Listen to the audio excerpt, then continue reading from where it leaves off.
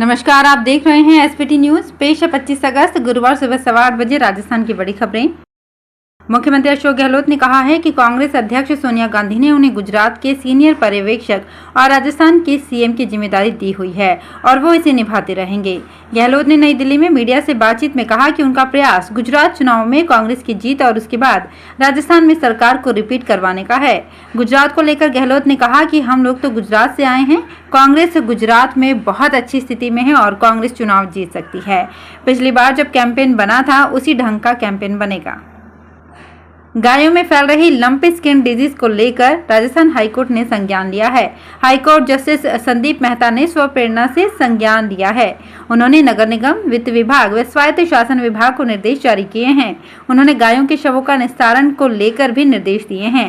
साथ ही lumpy skin disease की रोकथाम को लेकर कार्य योजना बनाने के निर्देश देकर आगामी सुनवाई पर विस्तृत रिपोर्ट के साथ जवाब मांगा है। जयपुर शिक्षा विभाग ने प्रदेश के 32 राजकीय उच्च माध्यमिक स्कूलों में अतिरिक्त कृषि संकाय के 3 ऐच्छिक विषयों की मंजूरी दी है। माध्यमिक शिक्षा निदेशक गौरव अग्रवाल ने इस संबंध में आदेश जारी किए हैं। प्रदेश के 32 स्कूलों में पिछले महीने कृषि संकाय स्वीकृत किया गया था। इन स्कूलों में कृषि संकाय के तहत कृषि विज्ञान, कृषि रसायन विज्ञान, कृषि जीव विज्ञान विषय संचालित किए जाएंगे। कृषि विषय को बढ़ावा देने के लिए शिक्षा विभाग की ओर से ये कवायद की गई है। राजस्थान में आईएएस के 52 पद बढ़ाए जा सकते हैं। आईएएस के कैडर रिव्यू को लेकर कार्मिक विभाग के प्रस्ताव पर डीओपीटी की ओर से बैठक आयोजित हुई। इसमें डीओपीटी ने कैडर रिव्यू को लेकर भेजे प्रस्ताव पर चर्चा की और डीओपी के अधिकारियों से इस मामले में चर्चा की। अगर कैडर रिव्यू के प्रस्ताव को मंजूरी मिलती है तो प्रदेश में आईएएस के 365 पद हो जाएंगे। अभी प्रदेश में आईएएस कैडर के 313 पद हैं। प्रदेश में 2021 से कैडर रिव्यू का प्रस्ताव लंबित है। ऐसे में माना जा रहा है कि केंद्र इसे स्वीकृति दे सकता है।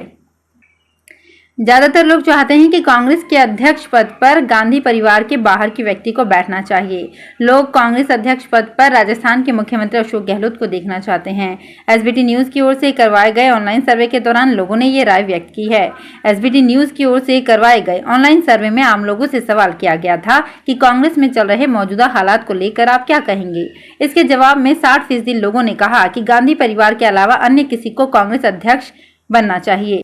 इसी के साथ 23% लोगों ने कहा कि अशोक गहलोत कांग्रेस अध्यक्ष के रूप में उपयुक्त हैं। केवल 8% लोगों ने कहा कि राहुल गांधी को अध्यक्ष पद संभालना चाहिए। प्रियंका गांधी को कांग्रेस की कमान सौंपे जाने के पक्ष में सिर्फ 5% लोगों ने राय व्यक्त की है। सर्वे में 4% लोगों ने कहा कि सोनिया गांधी को अध्यक्ष पद संभालना चाहिए। स्वायत्त शासन विभाग ने निकायों द्वारा बेवजह मार्गदर्शन मांगने पर नाराजगी जताई है। विभाग ने साफ किया है कि अगर निकाय की ओर से मांगे गए मार्गदर्शन पर पहले ही सरकार की ओर से कोई स्पष्टीकरण जारी हो चुका है तो संबंधित अधिकारी के खिलाफ विभागीय कार्यवाही करते हुए आरोप पत्र जारी किया जाएगा। दरअसल स्वायत्त शासन विभाग को लगातार निकायों की ओर से विभिन्न विषयों और बिंदुओं पर मार्गदर्शन के लिए पत्र मिल रहे हैं, लेकिन ज्यादातर बिंदुओं पर सरकार पहले ही परिपत्र, आदेश या स्पष्टीकरण जारी कर चुकी है। जयनारायण व्यास विश्वविद्यालय में छात्र संघ चुनाव के लिए नामांकन वापसी के बाद अंतिम सूची जारी होने और चुनावी तस्वीर साफ होने पर प्रचार अभियान में भी तेजी आ गई है। इसके साथ ही सभी छात्र संगठनों और निर्दलीय प्रत्याशियों ने प्रचार तेज कर दिया है। वहीं उनके समर्थक भी मतदाता विद्यार्थियों से वोटिंग के साथ मत व समर्थन मांग रहे हैं।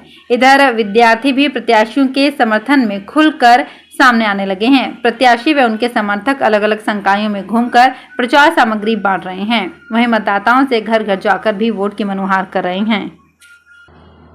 राजस्थान के 6 सरकारी महकमे ऐसे हैं जिनमें सर्वाधिक भ्रष्टाचार के मामले सामने आ रहे हैं। यदि सरकार इन विभागों की कार्यप्रणाली में सुधार करे तो राजस्थान से भ्रष्टाचार काफी हद तक कम हो सकता है। प्रदेश में घूसखोरों पर एसीबी लगातार शिकंजा कस रही है। जुलाई माह तक प्रदेश में 300 से ज्यादा घूसखोरों पर एसीबी ने शिकंजा कसा है। इनमें 281 अधिकारी कर्मचारी रंगे हाथों गिरफ्तार हुए हैं। वहीं आय से अधिक संपत्ति के 10 और पद के दुरुपयोग करने संबंधी 9 मामले शामिल हैं। बड़ी बात यह है कि केवल 6 विभागों में ही 200 से ज्यादा प्रकरण सामने आए हैं। इनमें राजस्व विभाग के साथ ही पुलिस महकमा अव्वल है। दोनों में ही 55 ट्रैप एसीबी में किए गए हैं। वहीं अगस्त के महीने में अभी तक करीब 20 घूसखोर एसीबी के हत्थे चढ़ चुके हैं। जयनारायण व्यास विश्वविद्यालय से संबद्ध कमला नेहरू महिला महाविद्यालय के बाहर बुधवार को चुनावी प्रचार प्रसार करने पहुंचे एसएफआई और एनएसयूआई समर्थकों के बीच एक बार फिर होर्डिंग के समय गर्मागर्मी हो गई। यहां एसएफआई और एनएसयूआई के समर्थक बराबर होर्डिंग कर रहे थे। तीसरी तरफ केएन कॉलेज की छात्राएं भी होर्डिंग कर रही थी।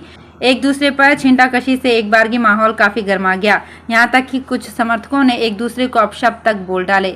इसके बाद वहां तैनात पुलिसकर्मियों ने उन्हें अलग किया। इस दौरान कई छात्र पुलिसकर्मियों से उलझ गए, उनके डंडे पकड़ लिए।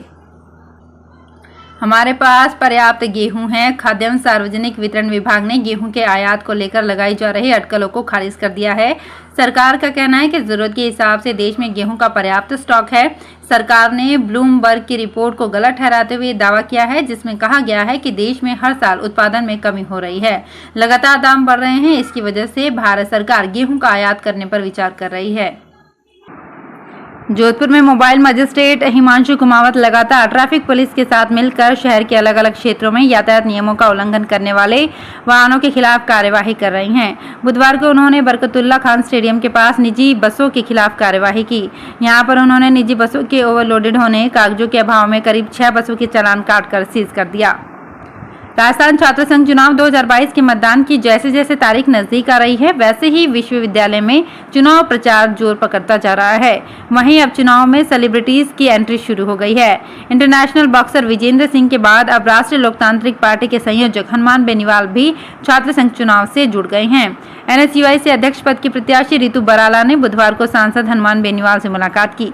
बेनीवाल ने रितु को अपने हाथों से मिठाई खिलाई और बधाई दी। साथ ही छात्र संघ चुनाव में जीत के लिए बधाई दी।